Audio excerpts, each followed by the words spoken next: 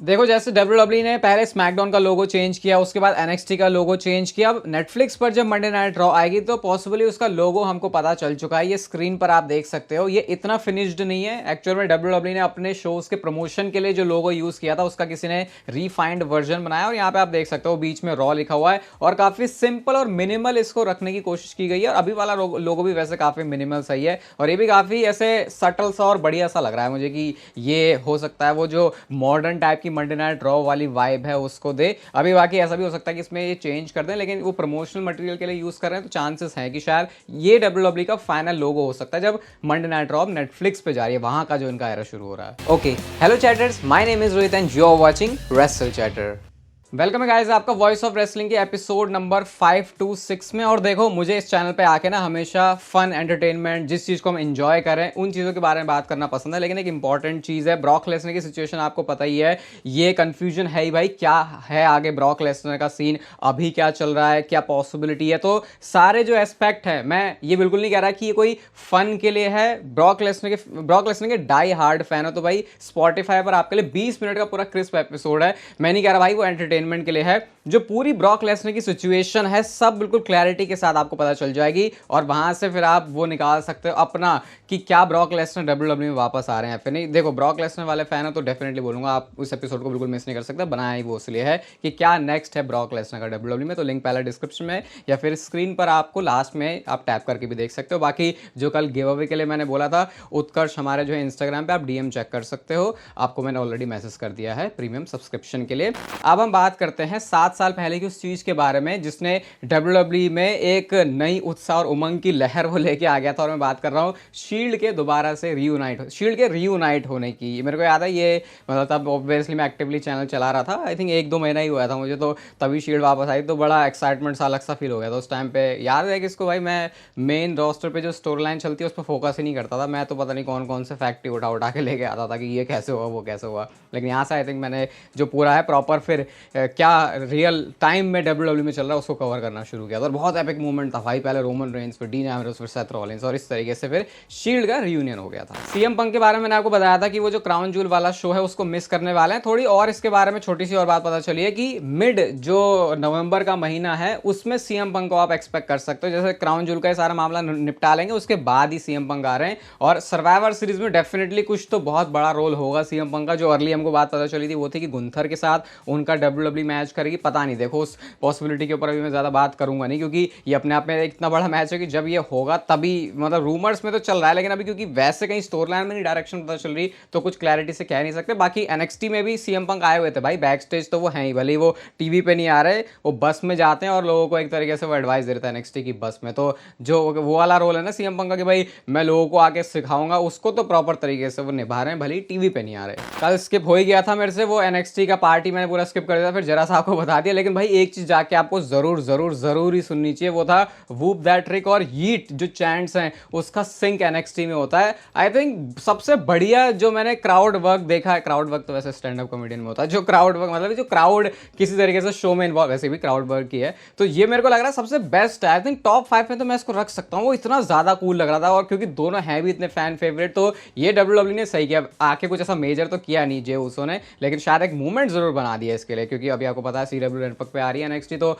उसकी हाइप भी ये तगड़ी चाहते हैं। और भाई साहब ये रेटिंग के मामले में क्या हिसाब किताब चल रहा है, हालात कुछ ऐसे हो गए हैं कि डायनामाइट के 329K व्यूअर्स आए हैं सिर्फ, और 1 घंटा ऐसा भी था जब NXT और डायनामाइट साथ में कंपीट कर रहे थे। वहीं पर जो NXT है भाई वो तो 874K नंबर्स लेके आ रहा है। मुझे लग रहा है भाई ये जो 1 मिलियन का मार्क है वो शायद टच कर जाएगी NXT। और कल NXT में ही वो वाला सीन हुआ था जो मैंने आपको बता दिया था कि वो जो रैंडी ऑर्टन का बॉस्ड वाला RK हो गया था भाई। मेरे को जब भी उस वीडियो को बार बार देख रहा हूँ ऐसा लग रहा है यार ये वीडियो नहीं हुआ है, क्योंकि वो इतना ज़्यादा बढ़िया स्पॉट था। और उसके बारे में डिटेल्स फाइटफुल की तरफ से ये आई है कि रैंडी ऑर्टन ने मिल के जवान के साथ उसको बहुत अच्छे से रिहर्स किया था कि ऐसे करेंगे वैसे करेंगे, लेकिन फिर इवेंचुअली जो टीवी पे होता है सीन फिर वही माना जाता है भाई। और वो तो इतना बढ़िया तरीके से हुआ नहीं। मैं तो चाहता हूँ एक बार और मैच करें और एक बार और मैच करके जो सब ये हुआ है थोड़ा सा कचरा सा उसको सुलटा लें, क्योंकि एक्सपेक्टेशन बहुत थी कि आरके इतना मस्त लैंड होगा कंसिडरिंग जिवॉन की जो रेसलिंग स्किल्स हैं, लेकिन हर बार चीज़ें लाइफ में ऐसी जाती नहीं है और ये उसका एक प्राइम एग्जाम्पल भी है कि इस लेवल पे भी लोग फेल हो रहे हैं। तो आप भी फेल होते हो कभी तो ऐसे यहाँ से मोटिवेशन ले सकते हो थोड़ी। देखो भाई ये लोग तो अब बोलना शुरू कर रहे हैं, मैंने तो जमाना पहले ही बोल दिया था कि जो ब्लड लाइन है या फिर जो WWE है वो आपस में कुछ ऐसे है कि जब तक ब्लड लाइन है तब तक WWE खत्म नहीं होने वाली, और जब तक WWE नहीं क्या बोल रहा हूँ, जब तक WWE चल रही है तब तक ब्लड लाइन चलेगी। कुल मिला के मैं ये कहना चाह रहा हूँ। तो सीन ये है कि जे ऊसो ने कमेंट किया कि आगे फ्यूचर क्या है ब्लड लाइन का। भाई तुम जिला फाटो की, तुम हिकुलियो की बात कर रहे हो, अपने जे ऊसो 10-15 साल के बच्चों पे पड़े हुए हैं, कह रहे हैं कि अभी तो हमारे 10-15 साल के बच्चे भी हैं हमारी इस पूरी ये जो समोन ट्री है उसके अंदर, अभी देखो हम कितना और डीप इसको लेके जाते हैं। ये फैमिली बिजनेस पहले भी लोगों ने चलाया, अब हम चला रहे हैं और आगे भी ये चलता ही रहेगा।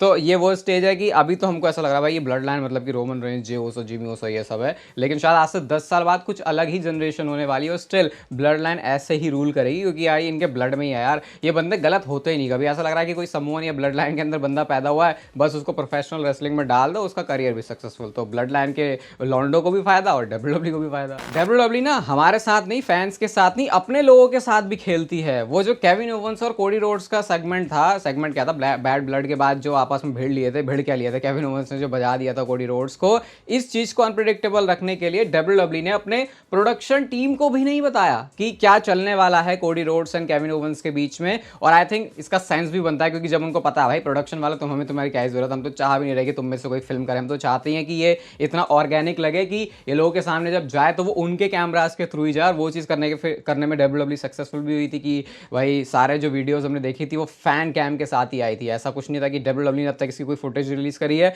इवन ट्रिपल एच ने तो ये बोला है कि इस मैटर को वो देखेंगे कि क्या चल रहा है यहाँ पे। तो स्मैकडाउन में आई थिंक इसकी अच्छी डेवलपमेंट होने वाली है।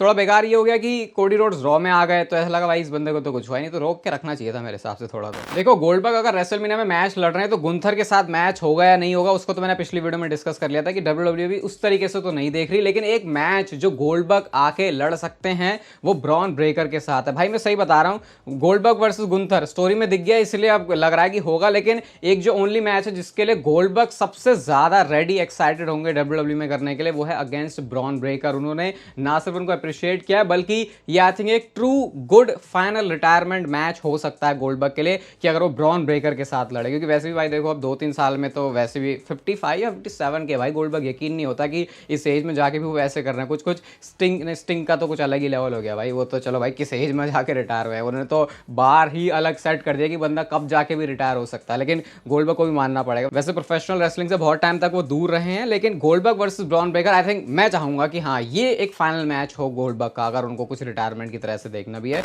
बाकी ब्रॉन ब्रेकर के बारे में तो भाई उनका कैरेक्टर कुछ अलग ही होगा, काम बेफेस टर्न की बात कर रहे थे, लेकिन तोड़फोड़ करने के बाद जे उसके साथ कहते हैं तुम्हें क्या लगा था कि मैं चुप रहूंगा, मैं उस बंदे को ऐसे बोलते हुए रहने दूंगा। भाई वहाँ पे गाली वाली बक के भी जो गोल्डबर्ग है वहाँ से ब्रॉन ब्रेकर है वो वहाँ से चले जाते हैं। तो ये कैरेक्टर अभी तो चेंज नहीं हो रहा, अगर कुछ है भी WWE का प्लान कि ब्रॉन ब्रेकर को फेस बनाना तो फिलहाल के लिए तो वो नहीं है, इस चीज से तो साफ हो गया वो। एक छोटी सी बिहाइंड द सीन वाली वीडियो ट्रिपल एच ने पोस्ट की है, ये वही वीडियो जिसमें वो बैड ब्लड की वो जो कोल्ड ओपनर था जिसमें वो पहले ही हाइप कर रहे थे बैड ब्लड को, यहाँ पे भाई कितने सारे रिटेक्स ले रहे हैं यार ये बंदे।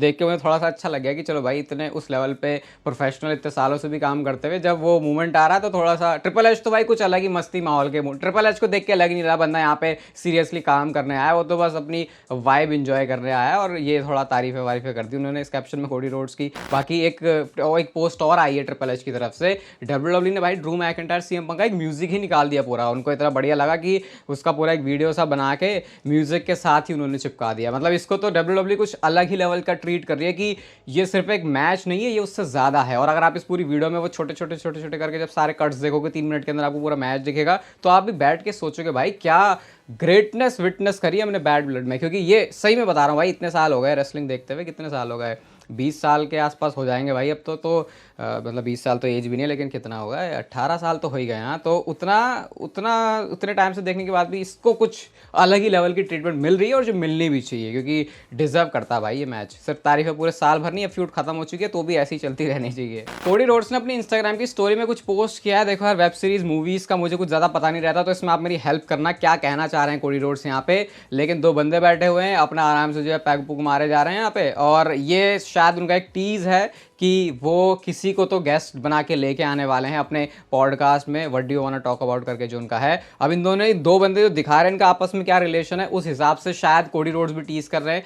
किसी ने लिखा था कि रोमन रेंज को भी शायद यहाँ पे हो सकता है कि कोडी रोड्स लाने की बात कर रहे हो, अभी उनका स्पेशली मैच भी हुआ है। तो आई थिंक इस पॉडकास्ट अगर ऐसा हो रहा है कुछ, तो बहुत सारी चीज़ें ऐसे निकल सकती है। बाकी मुझे पता नहीं है, ये फोटो का रेफरेंस मुझे नहीं पता, तो किस सेंस में है ये, थोड़ा कोई है तो भाई एक्सप्लेन कर सकता है कमेंट में। अब ये क्या देखा भाई मैंने, लिव मॉर्गन और डोमिनिक मिस्टीरियो वैसे तो बड़े अच्छे वाले जो है क्या बोलते हैं कपल बने फिरते हैं, लेकिन इस वीडियो के अंदर जो बैक स्टेज से आई है, रकेल और लिव मॉर्गन, डोमिनिक यहाँ पे सब हैं, तो डोमिनिक ने जब हाथ रखा लिव मॉर्गन के ऊपर, तो लिव मॉर्गन ने ऐसे बड़े रूड तरीके से उसको हटा दिया कि हट जा है। मतलब क्यों, क्या ऐसा समझ नहीं आ रहा मुझे, या तो वो अपने अलग ही उसमें थी, इतनी दर्द वर्द हो रहा तो नहीं क्या, लेकिन लोग इसको नोटिस कर रहे हैं कि भाई क्या लिव मॉर्गन ने अपने जो थोड़े थोड़े रियल कलर्स हैं, ट्रू कलर्स हैं, उनको दिखाना शुरू कर दिया क्या, इवेंचुअली वो भी डोमिनिक पे टर्न करेगी। लेकिन डोमिनिक पे कोई क्या टर्न करेगा भाई, डोमिनिक करे टर्न, क्योंकि डोमिनिक पे टर्न कर भी दिया तो क्या ही होगा, वो बंदा तो वैसे भी, उसको तो वैसे भी और लोग उल्टा पुल्टा ही बोलेंगे कि हाँ चल सही हुआ। रेसलमेनिया 41 में मैच क्या होने वाला है, रोमन रेंज का, रॉक का, कोडी रोड्स का, इसके अराउंड कितनी खिचड़ी पक रही है वो सब आपको पता ही है। लेकिन रेसल वोट्स, जिसको माना जाता है इस डर्ट शीट्स के अंदर सबसे ज्यादा रिलायबल सोर्सेज में से एक, उन्होंने ये बोला है कि करंटली,